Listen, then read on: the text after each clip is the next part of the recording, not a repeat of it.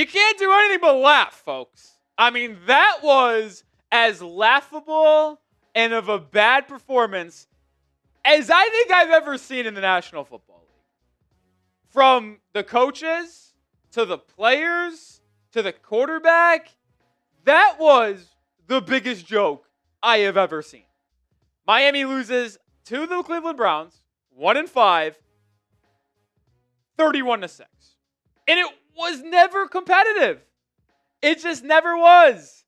Tua threw 3 interceptions and it just barely eclipsed 100 yards. Threw 100 on the dot. It was arguably the worst quarterback performance that we've seen in the NFL. And then we have a CBS, I think, reporter in whatever it's called in Cleveland saying that that might have been the worst game by a quarterback I have ever seen. And you know what? It's hard to disagree. Tua Tagovailoa is the worst QB, I think, maybe in the NFL at this point. A 24.1 QB rating, you have to try to be that bad. Try. 3 interceptions. Unbelievable. He got benched for Quinn Ewers. He got benched.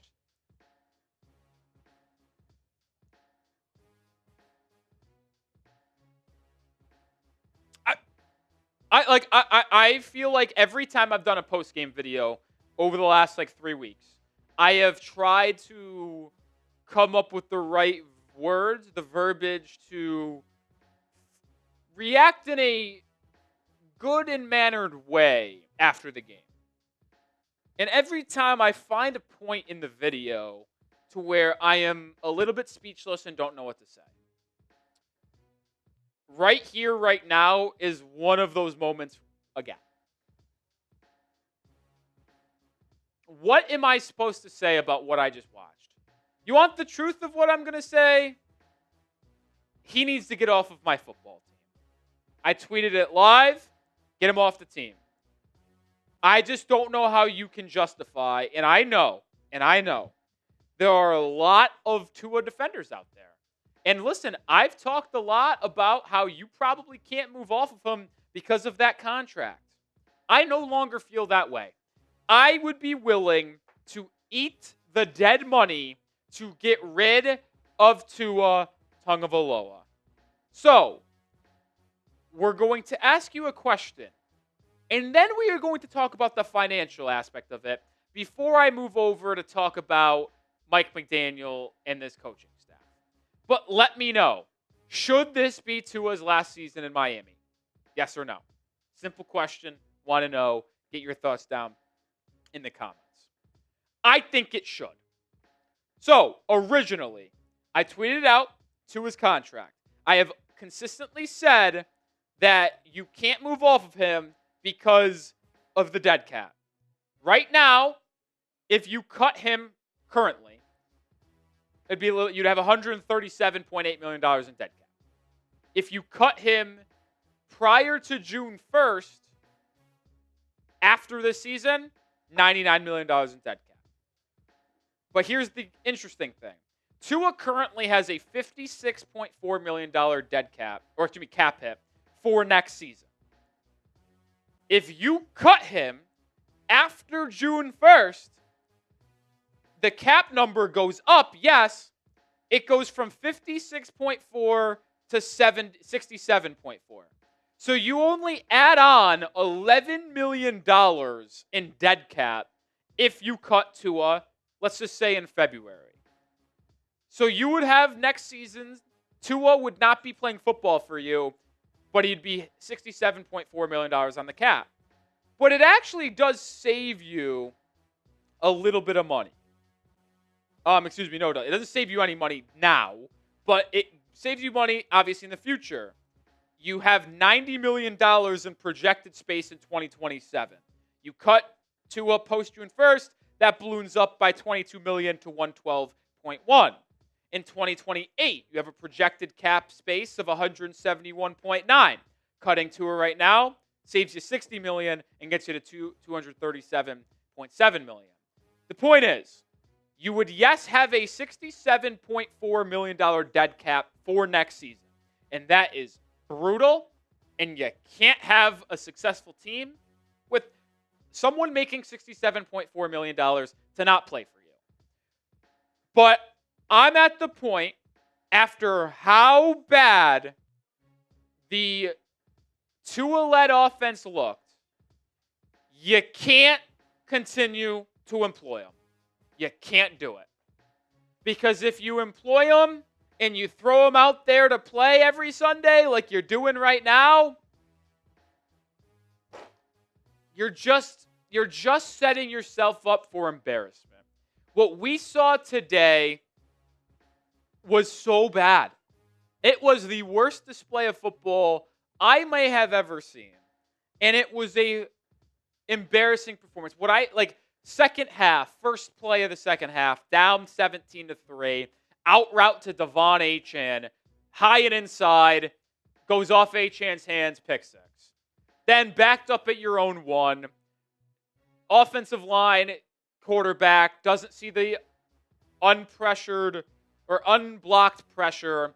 Tua just about to be sacked for a safety, throws it, intercepted, back at the 1. And then he got benched for Quinn Ewers. I'm being serious here. I'm done. I'm done with them. Cut him. Not now. Can't cut him now. I am absolutely releasing him in the offseason post-June 1 designation.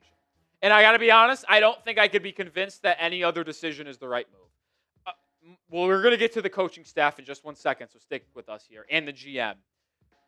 Assuming those two are gone in January at bare minimum, the new regime, full support from me, cut Tua. And if I'm going to be honest, I think if I'm a new GM and I'm taking the Dolphins' job, I'm saying to Grier, I am going to take the job on the stipulation that I am allowed to cut Tua and have that dead cap because I don't want him playing football for my team. And it should be allowed. Let's go to this later, Coop. We got to talk about PrizePicks. We're going to get to the coaching staff here in a second, but this episode is brought to you by PrizePicks. You and I make decisions every single day. The right decisions on PrizePicks can get you paid.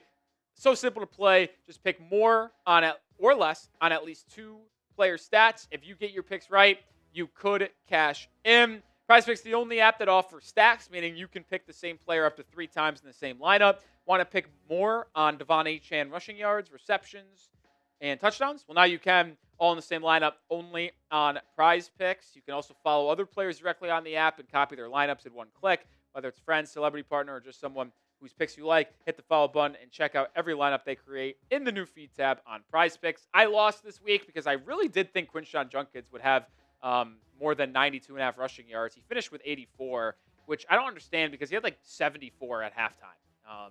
And the Dolphins lost the game by a big margin. So you'd think Judkins would have gotten 20 yards in the second half. Not the case, though. Anyway, download the PrizePicks app today and use code CLNS to get $50 in lineups after you play your first $5 lineup. That's code CLNS to get $50 in lineups after you play your first $5 lineup. PrizePicks. It's good to be right. All right, let's segue away from the quarterback talk and let's talk about the coaching staff. They need to be fired. And I said it after week 1's loss to the Colts. You guys remember that. I said it throughout the entire season, almost after every loss. Fire McDaniel, right? Well, the issue that we kept on seeing reported is that Stephen Ross would not fire Mike McDaniel unless the team quit on him or it became an unbelievable dumpster fire where it would be so hard to watch. And then we even got the point of people this week saying this.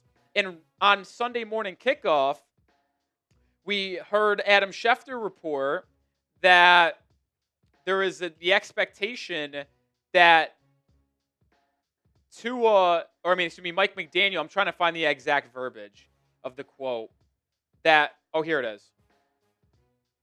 Miami Dolphins are not expected to make a head coaching change anytime soon and intend on moving forward with McDaniel into the season.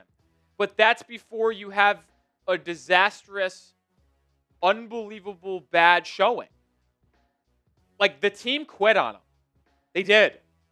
They came out flat once again to start the second half. We're the worst second half team in football. Outscored 14-0 again today. And we were the second worst point differential in the second half coming into this week. There is just no way that you can look yourself in the mirror and have any self-respect. And I'm speaking to Stephen Ross. You cannot wake up. I get it. You're a multimillionaire. You have more money than I'll ever have. And listen, you might think you got a good thing going right now. You probably do. I'd switch places with you in life in a heartbeat. You can't look in the mirror every morning and have respect for yourself if you continue to employ Mike McDaniels and Chris Greer. No, you can't. That's how bad you are letting McDaniel and Greer run this franchise into the dirt. And if you had any respect for your legacy as Dolphins owner, you would make the change right now. Because if we're going to be honest, Stephen Ross has done a lot of nice things for this football team. He's spent money on the team. He has upgraded the facilities to top notch. The Dolphins are always voted as one of the best facilities, locker room, chef, recovery in the NFL. But no one will remember you for anything other than allowing Greer and McDaniel to run this franchise into the ground. It's the God's honest truth. So if you have any self-respect, you have to fire Mike McDaniel and Chris Greer right now. And as long as you let this continue, the less respect the NFL world and your fan base will have on you. Fans are done. The fans are done. Nobody wants to watch this team play anymore. No one wants to support them. It's embarrassing. It is. And I'll tell you what, folks, when the Dolphins fire Mike McDaniel, and I hope it is inevitably soon, we will go live on the channel to celebrate, have a party, and I will treat it like we might as well won a Super Bowl. So subscribe today and make sure you lock us in. I just don't know what else there is to say. Like, you can't really take anything serious away from this game statistically in performances. Obviously, the trade rumors are all there on Waddle. It was reported by Rappaport over the weekend that the Dolphins have no intention of trading Waddle, even though they've received calls. We'll see the same thing about Achane. Jalen Phillips and Bradley Chubb are obviously going to get a lot of trade buzz. Phillips had a sack today. The point I'm trying to make with this statement is that we've said that the Dolphins will be sellers of the deadline. The question is how much? Are they selling everything in their cupboard where they're going and trading away their best assets like Jalen Waddle and Achane to get multiple first-round picks or an extra first-round pick next year? And if you're doing that, are you really allowing Chris Greer to make those trades? And if you are allowing Chris Greer to make those trades, are you allowing him to return next season? Like, to me, the most obvious thing of all time is to fire Chris Greer tomorrow, to fire Mike McDaniel tomorrow, reset the locker room, reset the front office, and whoever you point as the new GM and acting GM for the rest of the year, you direct them to trade certain people, to keep certain people, and that's it. And just do your job. So that's kind of where we're at. There's just no way to say anything else, right? I don't know what else there is to say. That'll do it for today's show. We'll probably have a video out later today, potentially, on Quinn Ewers and his little bit of a performance, plus the fact that he got upgraded to depth chart QB2 and then played in this game. So be on the lookout for that. Subscribe, turn on notifications, because if anything happens around this football team, we'll have you covered. See you on the next video. Peace out.